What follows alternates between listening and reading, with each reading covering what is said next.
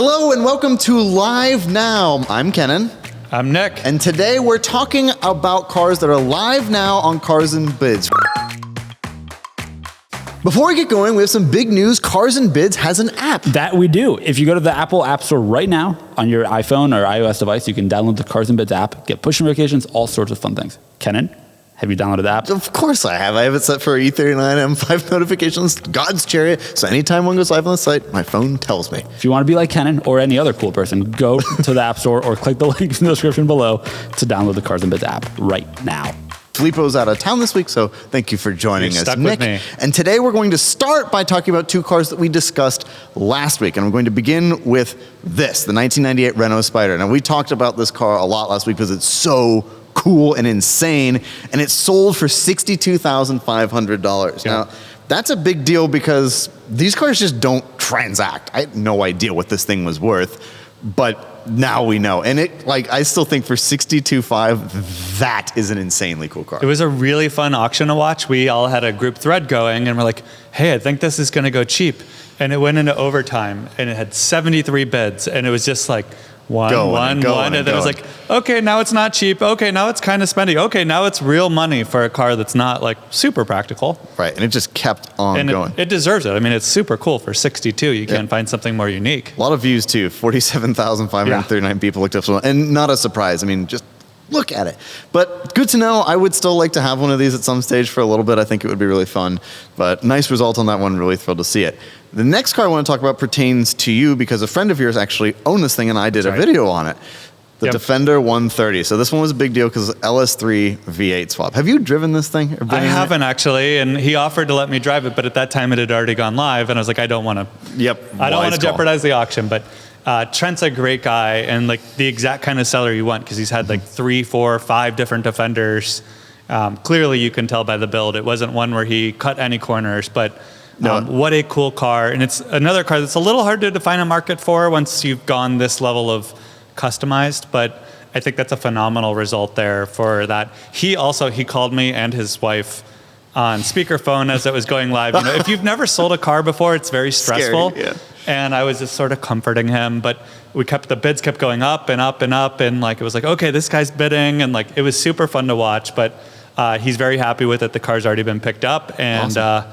I was like, you better get a cool car next. And he's like, I think we're doing a kitchen remodel. And I was like, oh, lame. Rest in peace. Lame. But yeah, sold for $140. I mean, pretty big money. But again, it was a really nice build. Exactly what you were wanting. And it was so much fun to drive. Like just goosing that thing, that V8 going, it was just like, it was so much fun. I love driving that The two best ways to have a Corvette are to have it in a CTSV or to have it in a Defender.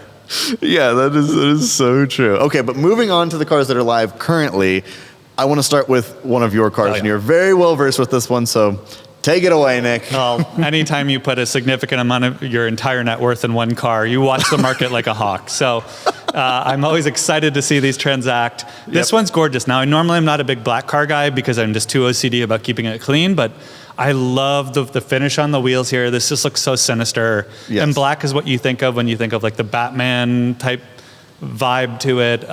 It's just under 10,000 miles. For those who are unfamiliar, so this is you call this the Lamborghini Murcielago LP580, correct? And that's because this isn't the LP640, and those people call those the LP cars, and it's the pre-LP car, even though they both have longitudinally mounted engines for some reason. LP stands for longitudinal Posizione. Filippo is something Italian. His skin is crawling right which now. Which refers to how the engine is mounted. So to call it non-LP makes no sense. Ed Bullion calls it an LP580, and my vanity plate is LP580. So trying to get this to catch on. Please, someone help me out here.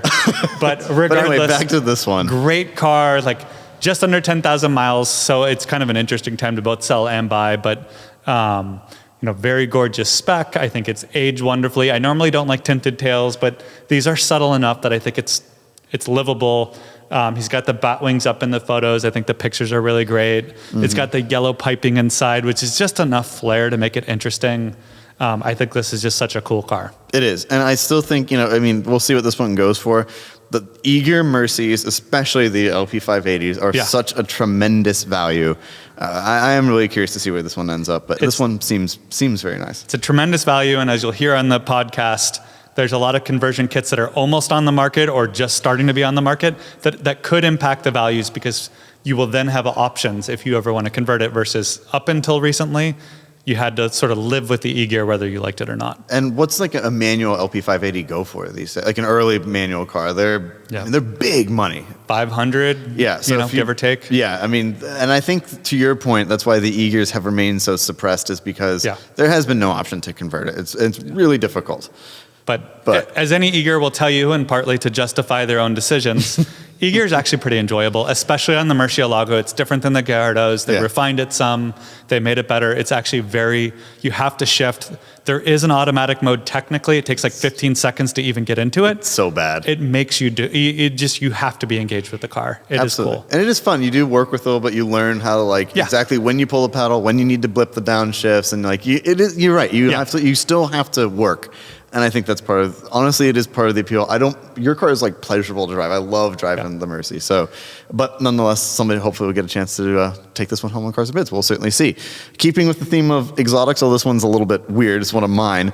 This is a 1990 Modena GT Spyder California. Now, for those of you who like your movies, of course, this was the replica company that made the car that was in Ferris Bueller's Day Off. This is not the car that was in the movie, but it's the same company. They made a bunch of these.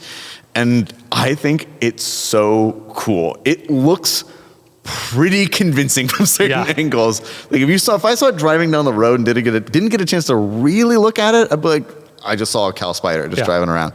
Where it looks a little bit less convincing, of course, is the inside. The California Spyder never had a gated manual. It was a covered boot shifter. But nonetheless, you see a manual car with American V8 power, because I think it's a Ford V8. Ford V8. I mean, this is so cool. And these bring real money. People really pay up for these because obviously the real thing is a multi-million-dollar car, and also you would never want to use it. You would never drive it, yeah. But this, you still get like a carbureted V8. You can still go out and have fun with it, and it's like and ultimately there's some lore to it in that it was it's the Ferris Bueller car. Yeah, it's a good story. You'd go to car shows and you'd have the nervous license plate on the back of it and stuff, and you'd listen to Yellow's How sick would it be to valet that car too? Oh, dude! Oh my God, it'd be so that cool. Alone is worth like $100,000 right there value. Yep, I think. Yep, it's just the coolest. This car needs to end up in Illinois, though. I feel like. Yeah. Oh, but then you'd want to get in contact with the guy who had Cameron's to go put. Yeah, I totally agree with that. Go relive the Ferris Bueller dream. But what a cool car! I'm so excited to see this. Of course, we would never currently we wouldn't run a Cal Spyder on Cars and Bids, because they were all built in the 60s when we sold cars from 1981 forward. So this one is a weird one to have on the site, but it's so cool. Can you explain to me, if you know, how is this a 1990? Does that mean the chassis is 1990s? Correct. Yeah, the chassis, and they built these cars for a while, and so before Ferrari got to them with a cease and desist. So this car was built in 1990. Yes, that's right. Yeah, I don't think it's based. So it is still vintage. It's not like a brand new car. Correct. So you still get the vintage. Yes. Yeah, right. Exactly. No, I love it. That is so cool. I'm so into it. So very excited to see where this goes. But yeah, a lot of. I'm sure wherever you go, you'll just get tons and tons of attention, and you'll probably have to talk a lot about the car. But just how cool. So into it.